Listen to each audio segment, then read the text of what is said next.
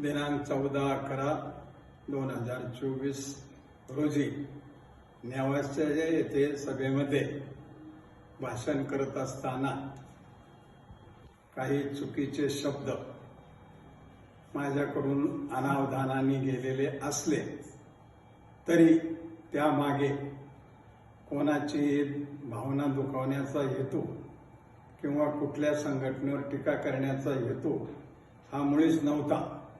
तरी सुद्धा जर कोणी आपल्या बांधवाच्या भावना दुखावल्या असल्यास मी आपली सर्वांची माफी मागतो आणि आपल्याला सर्वांना मिळून भगवंताची समाजाची सेवा ही करायची आहे। त्याप्रमाणेच आपण ज्ञानेश्वर मंदिर किंवा इतर कुठल्याही सगळ्या संस्थेची सेवा भाव करत आहे। तरी सुद्धा जर कोणाची असं वाटलं की बा या चुकीच्या शब्दामुळे आम्हाला वाईट वाटले तरी तो राग द्वेष सोडून द्यावा आणि आपण सर्वांनी मला सहकार्य करावं।